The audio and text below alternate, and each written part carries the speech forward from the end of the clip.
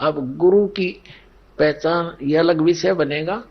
गरीबदास जी ने बताया है सतगुरु गुरु की क्या पहचान होती है। कहते सतगुरु के लक्षण कहूं मधुरे बैन विनोद और 4 वेद 60 शास्त्र वो कहे 18 बोध।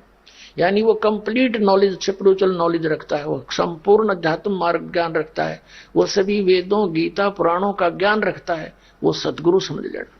ये तो फर्स्ट पहचान है उसकी। और दूसरी पहचान गीता जी अध्याय नंबर 15 के श्लोक नंबर 1 में कही है कि उल्टा लटके संसार रूपी वृक्ष को जो कंप्लीट विभागों सहित बताता है, सवेदवित वो तत्वदर्शी संत है। जैसे परमेश्वर ने स्वयं ये ज्ञान बताया था 600 वर्ष पहले, तो ये तो है तत्व ज्ञान, और उसको जो जानता है वो सतगुरु है। परमेश्वर ने बताया था कि अक्षर पुरुष एक पेड़ है, निरंजन वाकी यानी सरपुरुष वाकी डार, और तीनों देवा शाखा है, ये पात रूप संसार।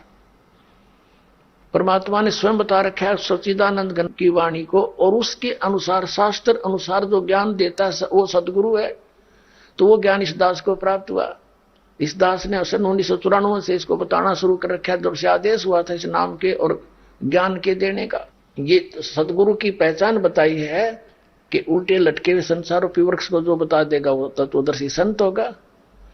जैसे गीता जी अध्याय नंबर 15 के श्लोक नंबर 16-17 में 3 पुरुष हैं। पुरुष माने परमात्मा, प्रभु, ब्रह्म, राम, 3 राम है। एक सरपुरुष ये नासवान ब्रह्म है।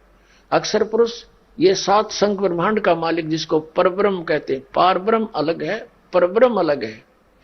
पार ब्रह्म तो है पूर्ण परमात्मा, और परब्रह्म नेक्स्ट परमात्मा, नेक्स्ट पर माने दूसरा, जैसे दादा और परदादा। 3 पुरुष है उसमें। गीता अध्याय नंबर 15 के श्लोक नंबर 16 और 17 में। 16 में 2 पुरुषों की जानकारी है, सरपुरुष और अक्षर पुरुष। इनके विषय में कहा कि ये भी और इनके अंतर्गत जितने प्राणी हैं ये सभी नासवान है। जीवात्मा तो किसी की भी नहीं मरती, वो तो कुत्ते गधे की, मच्छर माखी की किसी की नहीं मरती। उस दृष्टिकोण से बताया कि ये नासवान है, सरपुरुष भी और अक्षर पुरुष भी। और फिर 17वें श्लोक में बताया है 15वें अध्याय के गीता जी में कि उत्तम पुरुष है तो अन्य वो परमात्मा है उदाहरते। ये लोग तरम अविषय वृत्ति अवैश्वर संसार रूपी उल्टे लटके हुए वृक्ष की जो जड़ है, मूल है, वो ऊपर को है, ऊर्ध्व। वो कौन है? वो परम अक्षर ब्रह्म है, और वहां से सबकी उत्पत्ति हुई है। वही तीनों लोकों में प्रवेश करके सबका धारण पोषण करता है। अर्थात पूरे वृक्ष को, पेड़ को जड़ से ही, मूल से ही आहार प्राप्त होता है।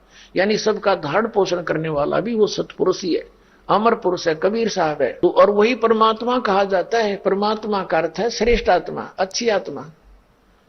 अब यहाँ क्या हाल हो रहा है हमारा, तो यहाँ का मालिक अच्छा हो सकता है? किसी की आंख फूट गई, कोई अंधा फिरा, किसी कैंसर हो रही, बेटा मर गया, किसी को कोई कष्ट है, किसी का कोई हाल कैंसर से दुखी है, कभी फ्लड आ गया तो पूरे के पूरा क्षेत्र मर जाओ मर जाओ, अकाल पड़ गया मारो टक्कर, एक्सीडेंट हो गए सारे मर जाओ मर जाओ। तो ये परमात्मा का क्षेत्र है, ये तो काल कसाई का क्षेत्र बताया परमात्मा ने।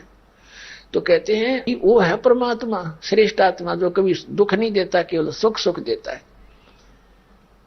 और वही तीनों लोगों प्रवेश करके सबका धारण पोषण करता है। अब जो प्रसंग चल रहा है कि उस प्रथम सत्र का जो दीक्षा मंत्र दिया जाता है फर्स्ट टाइम, उसके पश्चात हमें सतनाम की आवश्यकता पड़ेगी। सत्रकुटी पर सतनाम 2 अक्षर के मंत्र के नाम की कमाई काम करेगी। एक पहला संत हमने देखा है जो न्यू कहे है नाम की कमाई नहीं करनी चाहिए, और वो यहां तक कहता है कि जो ये कहता है ना नाम की कमाई कर, तू कुछ कर, दान कर, यज्ञ कर, धर्म कर, कहते वो पाखंडी है।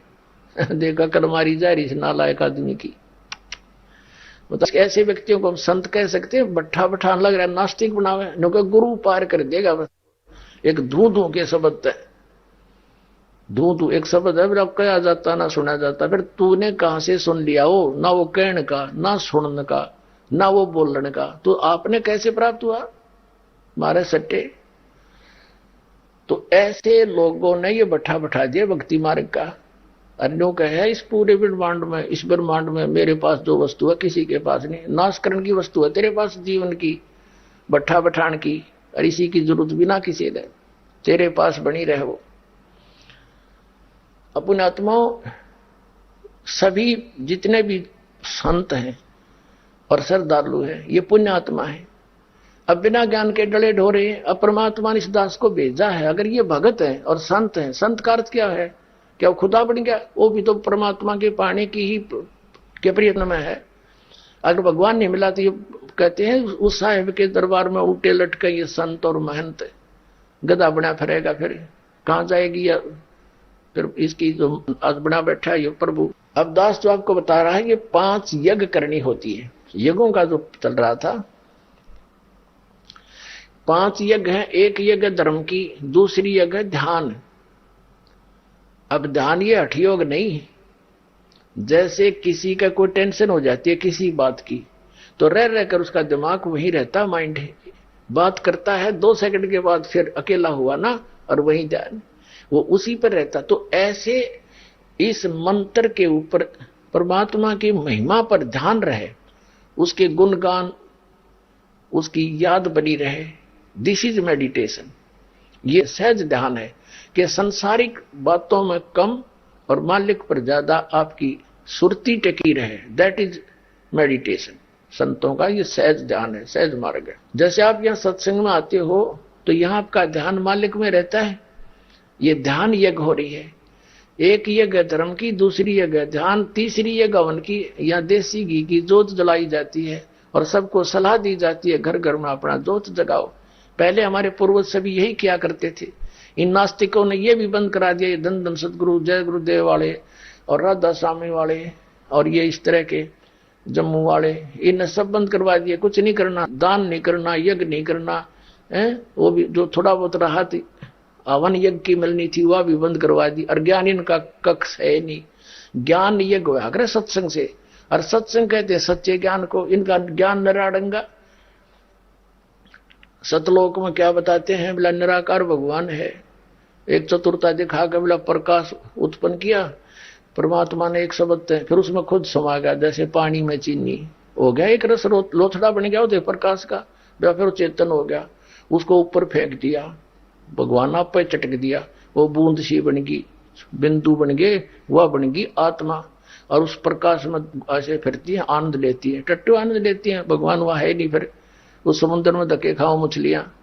जबकि वास्तविकता क्या है? धर्मदास साहिब जी को परमात्मा परम पूज्य कबीर साहब लेकर गए सतलोक में, सारी व्यवस्था दिखाई, वापस छोड़ा, उसने सच्ची बताई।